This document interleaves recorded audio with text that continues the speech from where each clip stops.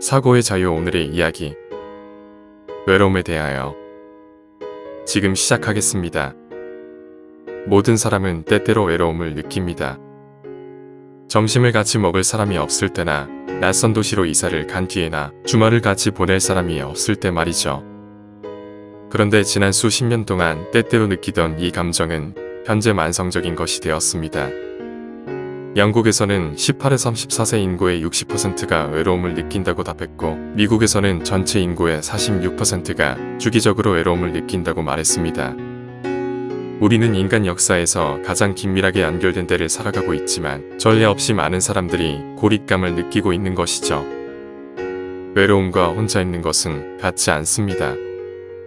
혼자 있으면서도 행복할 수 있고, 함께 있으면서도 매 순간 불행할 수 있죠. 외로움은 지극히 주관적이고 개인적인 경험입니다. 내가 외롭다고 느낀다면 나는 외로운 겁니다.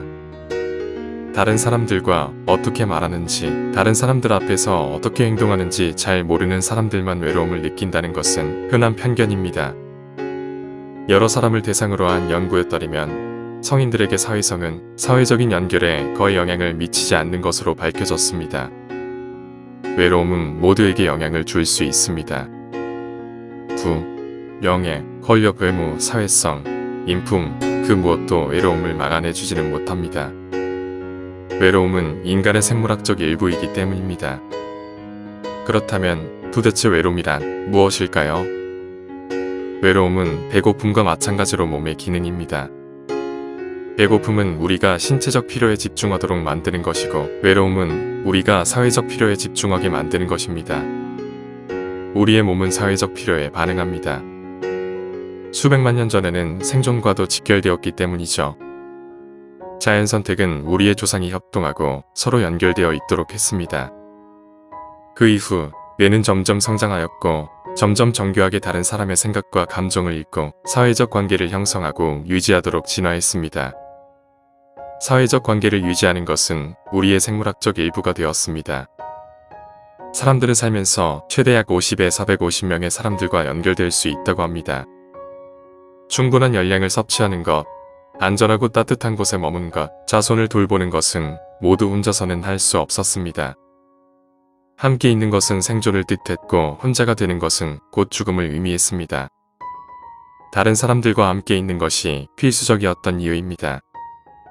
조상들에게 생존의 최대의 위협은 사자에게 잡아먹히는 것이 아니라 사회의 분위기를 알아차리지 못하고 배제되는 것이었을 겁니다. 이를 피하기 위해 우리의 몸은 사회적 고통을 느끼게 되었습니다. 외로움의 고통은 배제됨에 적응하기 위해 진화한 것입니다. 스스로를 고립시킬 만한 행동을 멈추게 하는 조기경보체계인 셈이죠. 배제받는 것을 더욱 고통스럽게 느낀 조상들은 배제되었을 때 그 행동을 고쳤을 가능성이 높고, 따라서 부족에 남을 수 있었을 것이며, 그렇지 못한 경우 추방당하고 높은 확률로 죽었을 것입니다. 그렇기 때문에 배제가 고통스러운 것이고, 한 발 더 나아가 외로움이 고통스러운 것입니다. 사람을 연결하는 이러한 메커니즘은 역사상 대부분의 시기에 훌륭하게 작동했습니다. 사람들이 그들을 위한 도시를 건설하기 전까지 말입니다. 오늘날과 같이 외로움이 퍼지기 시작한 것은 르네상스 후기부터입니다. 서양 문화는 개인을 강조하기 시작했습니다. 지식인들은 중세의 전체주의를 버렸고, 젊은 청교도 신학은 개인의 책임을 강조하기 시작했습니다. 산업혁명 시기에는 이러한 경향이 가속화됐습니다.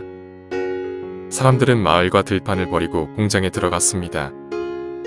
수백 년간 지속된 공동체는 해체되기 시작했고, 도시는 성장했습니다. 세상이 급속도로 현대화됨에 따라 이 현상은 점점 더 빨라졌습니다. 오늘날 우리는 우리의 사회적 연결망을 뒤로한 채 새로운 직장, 사랑 또는 교육을 위해 먼 거리를 이동하곤 합니다. 우리는 과거에 비해 더 적은 사람을 더 적은 빈도로 만납니다. 평균적인 친한 사람의 수가 현대로 올수록 점점 줄어들고 있습니다. 많은 사람들이 우연한 일로 만성적인 외로움에 빠져듭니다. 성인이 되면서 우리는 대학생활, 연애, 자녀 돌봄, 넷플릭스 시청 등으로 바빠집니다. 그냥 충분한 시간이 없습니다. 가장 쉽고 편하게 희생할 수 있는 것이 친구와의 시간이죠. 어느 날 눈을 떴는데 여러분이 고립감을 느낀다는 걸 알아챌 때까지 말입니다. 어느 순간 여러분은 친밀한 관계를 갈망할 수 있지만 성인이 된 우리는 친밀한 관계를 시작하기란 쉽지 않습니다. 이렇게 외로움은 만성적으로 변해갑니다. 사람들은 스마트폰이나 챗 GPT 같은 AI가 정말 대단하다고 여기지만 우리의 몸과 마음은 본질적으로 50만 년 전이나 지금이나 똑같습니다. 우리는 생물학적으로 서로 함께 있도록 맞춰져 있는 것입니다. 대규모 연구에 따르면 만성적 외로움으로 인한 스트레스는 인간으로서 경험할 수 있는 가장 해로운 것 중 하나라고 합니다. 노화를 가속시키고 암을 악화시키며 치매를 심화시키고 면역력이 약화됩니다.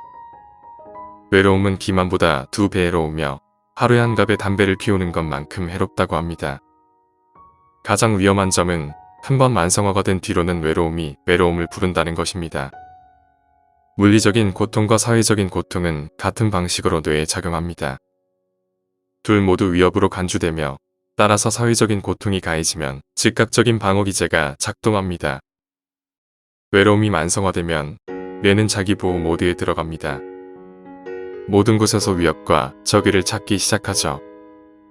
어떤 연구에 따르면 우리는 외로움을 느낄 때 우리의 뇌는 사회적인 신호에 훨씬 예민한 상태가 되며 이를 정확하게 해석하는 능력은 떨어진다고 합니다. 다른 사람들에게 더 많은 신경을 쓰려 하지만 그들을 덜 이해하게 되는 것이죠. 뇌에서 얼굴을 인식하는 부위가 오작동하여 중립적인 표정을 적대적으로 해석할 확률을 높이며 타인에 대한 불신을 키우게 됩니다. 외로움은 타인의 의도를 파악할 때 최악을 생각하게 합니다. 이렇게 세상을 부정적으로 인식하기 때문에 스스로를 지키기 위해서 더 자기중심적으로 변하게 됩니다. 이는 여러분이 실제보다 더 냉담하고 불친절하고 사회적으로 어색해 보이게 합니다. 여러분의 인생에서 외로움을 강하게 느끼기 시작했다면 여러분이 갇혀있을지 모르는 악순환을 인지하는 것이 우선입니다. 주로 이런 식으로 진행됩니다. 처음 고립감을 느끼면 이는 긴장과 슬픔을 유발하고 타인과의 부정적인 상호작용에 선택적으로 집중하게 만듭니다.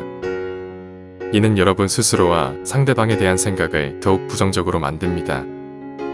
그 뒤에는 행동이 바뀝니다. 사회적인 상호작용을 기피하게 되고 고립감은 더욱 심화됩니다. 이 순환은 매번 더욱 심해지며 점점 벗어나기 힘들어집니다. 외로움은 여러분이 사람들과 떨어져 앉고 친구들의 전화도 받지 않고 초대 또한 거절하게 만듭니다. 우리 모두는 각자 자신에 대한 이야기가 있는데 여러분은 사람들이 자신을 배제한다고 느끼고 다른 사람들도 이를 알아차리게 됩니다. 그렇게 하여 바깥 세상이 여러분을 배제하게 됩니다. 이는 주로 수년에 걸쳐 천천히 진행되며 결국엔 우울증이 되어 여러분이 사회적 유대를 원하더라도 가질 수 없는 상태가 됩니다. 이 상태에서 벗어나기 위해 여러분이 가장 처음 할 수 있는 것은 외로움을 느끼는 것은 지극히 정상적인 것이며 부끄러워할 필요가 없다는 것을 받아들이는 겁니다. 모든 사람은 삶의 어느 시기엔 외로움을 느끼며 그것은 인간의 보편적인 경험입니다. 우리는 이를 없애거나 무시할 수는 없습니다. 이 감정이 마법처럼 사라지기 전까지는 말이죠. 하지만 스스로 외로움을 느낀다는 사실을 받아들이고 그 원인을 없애나갈 수는 있습니다. 내가 무엇에 집중했는지 떠올려보고 부정적인 것에만 선택적으로 집중했는지 점검할 수 있습니다. 그때 그 상호작용이 과연 정말로 부정적이었을까? 혹시 중립적이거나 긍정적인 것은 아니었을까? 상호작용의 진짜 내용은 무엇이었고 상대방이 무엇을 말했을까? 상대방이 정말로 나쁜 말을 했을까? 아니면 내가 오해한 부분은 없었을까? 상대방은 부정적으로 반응하려는 의도가 아니었는데 그저 시간이 부족했던 것일 수도 있습니다. 그러고 나서 세상에 대한 여러분의 생각을 돌아볼 수 있습니다. 상대의 뜻을 항상 최악의 경우로만 받아들이지는 않았는지, 사회적인 관계에 참가하고 나서 어떻게 될지 미리 단정 지은 것은 아닌지, 그저 다른 사람들이 나를 원하지 않는다고 생각한 건 아닌지, 상처받는 것이 두려워 마음의 문을 닫고 있지는 않은지, 만약 그렇다면 타인에 대한 의심을 거두어 보려 노력했는지, 그들이 나를 싫어하지 않는다고 생각하려 해봤는지, 다시 한번 마음의 문을 열 준비가 되었는지, 그리고 나의 행동도 돌아봐야 합니다. 나는 다른 사람과 함께할 기회를 피하고 있진 않은지, 초대를 거절할 핑계만 생각하고 있지는 않은지, 스스로를 보호하겠다며 타인을 배척하고 있지는 않은지, 공격받고 있는 것처럼 행동하고 있지는 않은지, 진정으로 새로운 유대를 원하는 게 맞는지, 현 상황에 안주하고 있지는 않은지. 물론 모든 사람과 상황은 서로 다르며 스스로를 돌아보는 것만으로는 충분하지 않을 수 있습니다. 스스로 해결이 어렵다고 느껴진다면 전문가에게 손을 내밀어 도움을 받을 수도 있습니다. 이는 약하다는 뜻이 아닌 용기가 있다는 겁니다. 외로움을 개인의 행복을 위해 해결해야 할 개인적인 문제로 보든 사회적인 문제로 보든 좀 더 관심 가져야 할 사안임에는 분명합니다. 인류는 놀라운 그 이상의 세상을 만들어냈지만 우리가 일궈낸 눈부신 문명이 서로 간의 유대에 대한 근본적이고 생물학적인 요구를 모두 충족시켜주지 못합니다. 대부분의 동물은 물리적 환경에서 필요한 것을 찾습니다. 우리는 서로에게서 필요한 것을 찾습니다.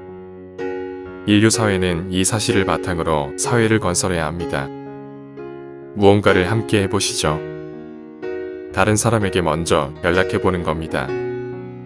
여러분이 살짝 외로움을 느껴서일 수도 있고 다른 사람의 하루를 더 나은 하루로 만들고 싶어서일 수도 있습니다. 연락이 뜸했던 친구에게 문자를 보낼 수도 있고 남처럼 되어버린 가족에게 전화를 걸 수도 있으며 직장 동료에게 커피 한잔 하자고 할 수도 아니면 사회적 모임에 참가할 수도 있습니다. 여러분에게 잘 맞는 게 무엇인지는 스스로 잘 알고 있을 겁니다. 어쩌면 아무 일도 일어나지 않을 수도 있지만 괜찮습니다. 대단한 기대를 하지는 마세요. 목표는 그저 마음을 조금 열어보는 겁니다. 사회적인 근육을 키워서 서서히 강해지도록 말이죠. 오늘 이야기는 여기까지입니다. 영상이 마음에 드셨다면 구독과 좋아요 부탁드립니다. 끝까지 시청해주셔서 감사합니다.